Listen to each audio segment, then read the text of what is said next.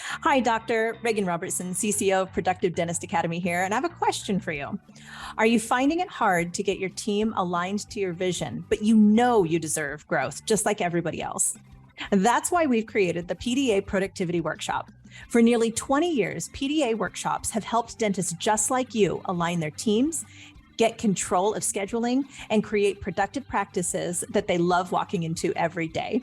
Just imagine how you will feel when you know your schedule is productive, your systems are humming, and your team is aligned to your vision. It's simple, but it's not necessarily easy. We can help. Visit productivedentist.com/workshop. That's productivedentist.com/workshop to secure your seats now.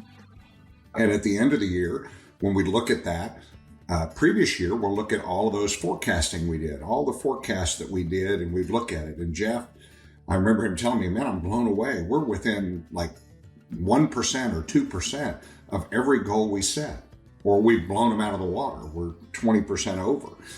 And we wouldn't know that if we hadn't prepared for that.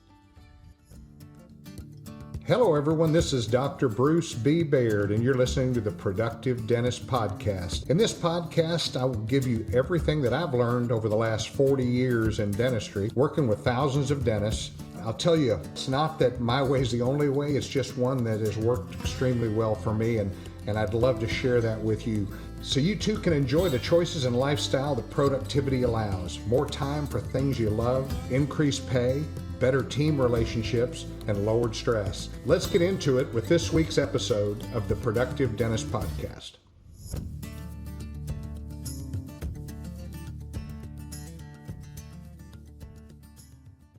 Hi, everybody. This is Dr. Bruce Baird with the Productive Dentist Podcast. And today I'd like to talk a bit about being prepared and, not just going again. Last podcast we did, we talked about leveraging. And now I really want to talk about the things that we do to prepare for the new year, the things that we look at to prepare for the new year. And it's critical. If you don't prepare for where you're going to end up at the end of the year, I know Jeff and I every year in December would go through and look at a bunch of different statistics of the office and predict and set up our schedule. And for the new year, these are the days that I'm going to be off. These are the days that I'm working. This is my goal for production per hour. Sometimes that would change over a certain period of time. If we're in that growth phase where we were doing 550 or 600 an hour and we wanted to grow to 650 or 700, we began putting those things on our schedule so that we know exactly what we have set as our goals, and our team would know what those goals are. So, and at the end of the year, when we look at that, previous year, we'll look at all of those forecasting we did, all the forecasts that we did, and we'd look at it. And Jeff, I remember him telling me, man, I'm blown away. We're within like 1% or 2% of every goal we set, or we've blown them out of the water. We're 20% over. And we wouldn't know that if we hadn't prepared for that. What are some of the things we do? Well, I pulled a report from the computer that is production by procedure report. And I go through and I look at production by procedure, and I pull the previous year's production by procedure, and I compare them. I go, this is, we've done X number of crowns, we've done X number of periolase surgeries, we've done this many fillings, this many whatever, but I'm comparing year over year. Are we growing? Or is there something, it's very much just like our P&L, our budget to actual. If something's out of whack, then I want to address it and fix it. The one thing I remember, and, one year we did like 700, 800 indirect pulp caps, and direct pulp caps. And the next year we did like 100 Why was that? Why did all of a sudden, did teeth just not have deep fillings anymore? Did, what happened? And, you have to look internally to find out what happened. But what happened was, well, I just wasn't diagnosing it. And if I'm not diagnosing it, I'm not charging a patient for it.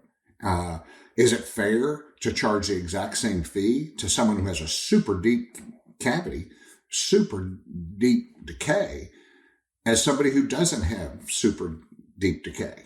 No, I mean, I think it's harder. You have to do some extra steps, and it's something that you should charge for. I would say the same thing. We're looking at crown lengthening.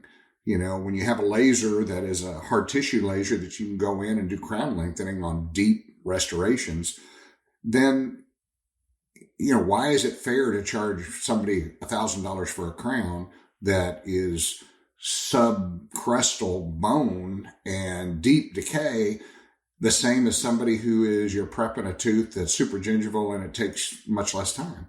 Well, it's different. So I hope you understand what I'm saying, but what I'm doing is I'm comparing last year to this year, and it keeps me in focus of what we're doing. Now, you go through times in your practice where, all of a sudden I'm doing implants almost every week. And then a couple months later, I'm doing smiles. And then, so that kind of ebb and flow just happens in a dental practice. Don't know why, just something that occurs. So, but keeping track of those things, the production by procedure reports, going back and looking at your budget to actual, meaning, you can do that on QuickBooks. I would highly suggest you do it on some type of software that you're taking care of all the bills and you're taking care of everything, but like Pete Dawson used to say, Pete would say, there's a place for everything and everything in its place.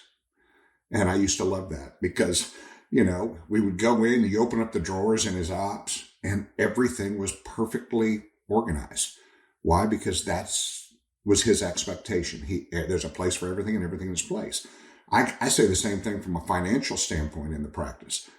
There's a place for everything, meaning every single item that we write a check for or we make a deposit for, I want to know, is that on budget or is that not on budget? A lot of people say, well, I have a miscellaneous category. Well, how much is it? Well, 3 to 4% of my total revenue. Well, no, I want to know exactly. So I have subcategories across the board, a lot of different subcategories that say, what are we spending on trash in the office? What are we spending on, electricity or electric bill and all those things? And I forecast that, at the beginning of the year. I'm forecasting that for the entire year. Why? Because I'm planning to end up somewhere at the end of the year that I want to be, if that makes sense. I want to be at X production per hour. I want to work this many days. I want to change where I'm now taking an additional half day off on Wednesdays. Whatever it is, plan for it. And you're going to find that you end up right where you planned. And that's something that, when I did the series of articles for dental economics, that was the dental roller coaster. Let's get off the dental roller coaster. You've heard my podcast about that before, but planning at the beginning of the year, that's when it all really happens. That's when you're going to find out by planning, everybody gets on the same page. Now, yes, there's going to be a seminar you want to go to that pops up and you just say, I want to go. And that's okay, as long as you make up for it. And when I say make up for it, if you're losing productivity in the practice because you decide to just take off and you're losing that productivity, all of your budget to actual numbers in your accounting are going to be messed up because you're counting on X amount of revenue. You're counting on setting goals so that you attain that amount of revenue. You're planning on collecting 97 to 99% or 100%. We collect over 100% often. But without planning that, then how do you know what to spend every month? And we've talked about that before, but now's the time to be looking at that for the new year. No question about it. So look at your schedule, get the whole year out there. We can do that so easily now. Run your reports, look at what you did last year, what you're doing this year. Look at your fee schedule. Evaluate your fee schedule. Is it time to go increase your fees? One of the things I always tell patients when they say, well, I don't know, I'm going to wait and get this done later. I said, well, that's no problem. I mean, I certainly understand. I said, but I've been doing this for 42 years and the price has never gone down. It goes up every year. And with inflation, you're starting to see things go up. The cost of your materials, the cost of all that stuff, the supply chain issues, so raising your fees, planning ahead, saying, I'm going to raise my fees 3%. That's going to allow for 3% additional growth. But what other things am I going to do? Am I going to put in maybe some new technology? Very possibly. I want to get that going for the new year. That's when you buy stuff at the end of the year. So you get your, 179 deduction. But what are you going to do with that? When I bought the Periolase laser, I had already lined up like 10 surgeries before I ever got the laser. So I go in and all of a sudden, guess what happened to my productivity? It went up. Why? Because I had some new technology and new ways of addressing perio and periodontal health. We've got some doctors that are using robotics for their implants. Just make sure that whatever it is that you're buying, there's one of two things that's going to happen. One is it helps you with marketing so you get more new people in. The other thing it does is it may allow you to do some of the dentistry that you haven't been doing, that you're referring out. And so when I think about the year ahead, I'm trying to put all of those pieces together to have a successful year for this year. Now, that goes across the board. New Year's resolutions. I'm in the process right now of starting on Manjaro, and this is way off topic, but I'm just started it this past week. And I'm doing it not so that I lose weight. I mean, although I wouldn't mind dropping 15 pounds or 20 pounds, I'm doing it because the new study is showing that fatty liver, you can get an 85% reduction in fatty liver by doing this in a matter of 3 months. Well, hey, I'm very interested in that. I lost a friend to liver cancer. So if I can reduce, and it also helps my cardiac markers, which have been really good. So anyway, I'm planning the new year. I'm planning it health-wise. My workout regimens, I'm planning the new year. My practice, my travel schedule. Where do I want to go that I haven't been? What are the things on my bucket list?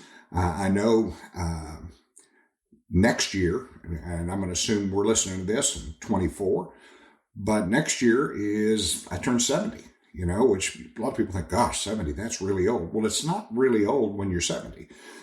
You'll get it. You'll understand what I mean by that, but you don't feel any older.